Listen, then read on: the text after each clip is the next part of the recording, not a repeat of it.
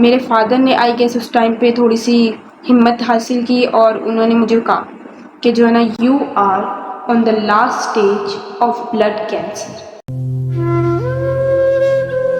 अच्छा जी, तो ये story I received it on my TikTok 2 days ago and मैं जो ना हौसला ढूंढ रही थी, हिम्मत ढूंढ रही थी कि मैं किसी तरह ये स्टोरी आप सबको सुनाऊं और बताऊं कि things like this to happen, और हमें नहीं पता होता कैसे हो जाती है वो।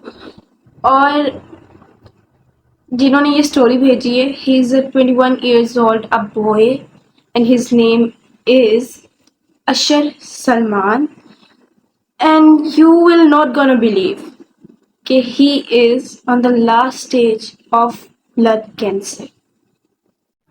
अच्छा, तो जब मैंने इनका मैसेज देखा था इन द रिक्वेस्ट सेक्शन, तो वो एक वही कैजुअली और वही स्पोर्टिंग मैसेज था, but the thing that caught my attention was that के इन्होंने लिखा था उसी दौरान में लिखा था, आई लाव सो हार्ड आफ्टर 6 months।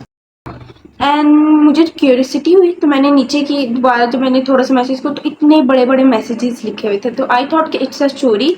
तो मैंने जब पढ़नी बैठी तो मुझे नहीं याद कि मैंने कितनी बार वो स्टोरी पढ़ी, मुझे क्योंकि यकीन ही नहीं आ रहा था कि ऐसा भी हो सकता है। अच्छा, तो ये कहते हैं कि I literally spend my 18 years of life so greatly, और मैंने अपनी ज़िंदगी के 18 साल जिस अयाशी में, बिकॉज मेरे पेरेंट्स की मैं वाहिद औलाद था और मेरे पेरेंट्स के पास काफ़ी ज़्यादा पैसा भी था, तो उसकी वजह से मैंने अपनी ज़िंदगी के 18 साल बहुत अयाशी में गुजारी। फिर वो कहते हैं कि मैं कॉलेज गया, ठीक है, क्योंकि मेरी स्कूलिंग थोड़ी लेट हुई थी तो इसलिए मैं 18 साल की उम्र में कॉलेज गया। और जब कॉलेज गया तो वहाँ मुझे नए दोस्त मिले, और वो क्योंकि एक मिड कॉर फैमिली से आते थे, बट स्टिल उनको बहुत ज़्यादा बुरी आदत लगी हुई थी।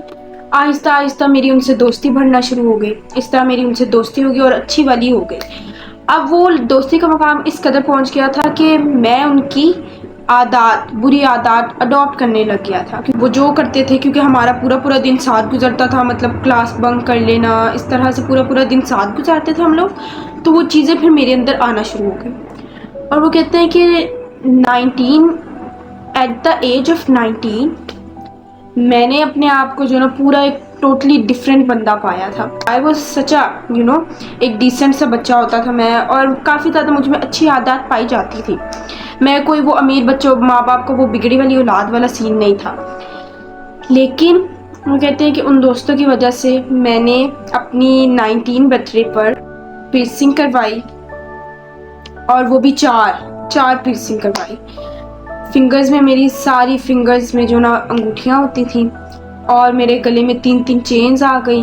बाल मैंने लंबे रखना शुरू कर दिए, और अजीब सा जैसे फुल वर्कर टाइप का आपका वो नहीं होता हुलिया, वैसा मेरा हुलिया हो गया था। वो कहते हैं हुलिया तो चेंज हुआ साथ में आदत भी चेंज हो गई। क्लास बंकिंग करनी शुरू कर दी, ग्रेड्स बहुत ही ज़्यादा बुरे हो गए मेरे। इसी तरह ईव टीजिंग शुरू कर दी, पूरा पूरा दिन की आवारागर्दी शुरू कर दी, बिकॉज मेरे फैमिली मेम्बर्स जो है ना मोस्टली पार्टीज़ में रहते थे। उनका काफ़ी ज़्यादा सर्कल जो है ना सोशल थे, वो काफ़ी ज़्यादा सोशलाइज थे, तो उनको वो रात को देर से आते थे, तो उन्होंने भी मेरे पे इतनी तवज्जो नहीं दी।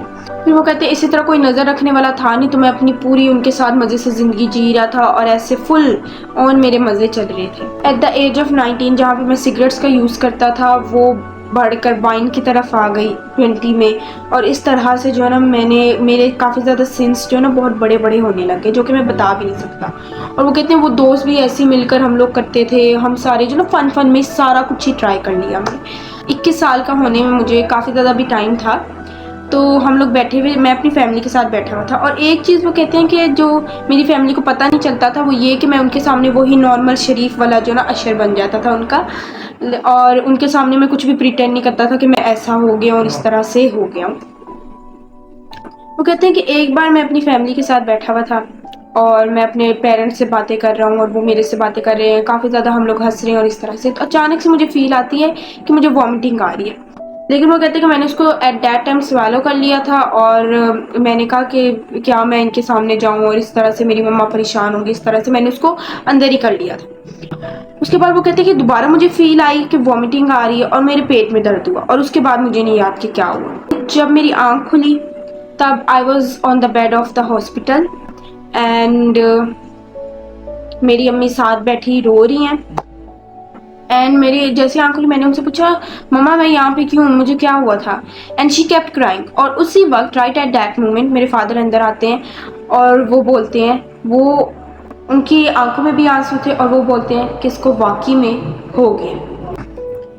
अब वो कहते हैं जब मैंने ये सुना तो मुझे एक तरह से तो काफ़ी ज़्यादा हुआ कि क्या ये लोग लगे हुए हैं कि हो गया और इस तरह से रोई जा रहे हैं। तो मैंने अपने फादर से पूछा कि मुझे क्या हुआ। उनमें से किसी ने भी नहीं बताया। वो कहते हैं कि 6 से 7 बार मैंने अपने पेरेंट्स से पूछा कि मुझे बताएं क्या हुआ, और मेरे फादर ने आई गेस उस टाइम पे थोड़ी सी हिम्मत हासिल की और उन्होंने मुझे कहा कि जो है ना, you are on the last stage of blood cancer. और जब मैंने ये सुना तो literally the world just slipped under my feet. और मुझे था कि ये क्या हुआ अचानक से, ऐसा कैसे हो सकता है, how can this be possible. मैं तो अभी बहुत यंग हूँ और ये कैसे, मेरे हवास ही उड़ गए थे और मुझे था कि शायद मैंने गलत सुना है, शायद कोई और बात है, ये लोग मुझे बता नहीं रहे। And my father start crying. Doctor कहता है कि इनका ट्रीटमेंट पॉसिबल नहीं है because he is on the last stage और इनके पास जिंदा रहने के लिए 1.5 ईयर। मुझे यकीन ही नहीं आ रहा था। मैंने अपनी आंखें बंद की तो वो सारे अपनी ज़िंदगी के जो मैंने बदतरीन 2 साल गुजारे थे वो एक फिल्म की तरह चलना शुरू हो गए। एंड आई वाज लाइक कि ये क्या हुआ है।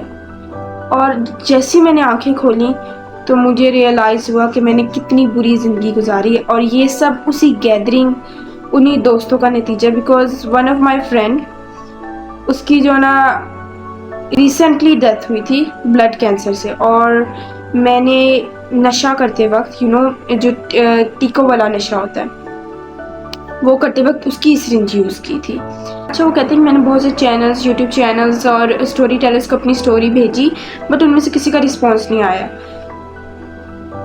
बट आई होप कि आप दे देंगी। और मैं स्टोरी के ज़रिए यही कहना चाहूँगा कि आपकी ज़िंदगी बहुत ज़्यादा प्रीशियस है, इसको जितना हो सके बहुत सेफली गुजारें। हो अच्छा, तो ये थी आज की स्टोरी।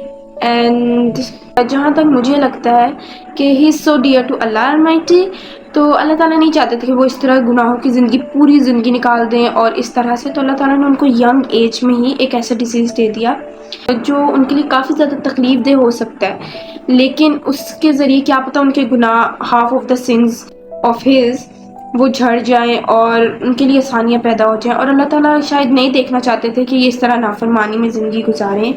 और आई एम श्योर कि अब वो काफ़ी ज़्यादा एक अच्छे पार्ट पे होंगे और अल्लाह ताला ज़रूर माफ़ फरमाने वाले हैं, तो वो माफ़ कर देंगे।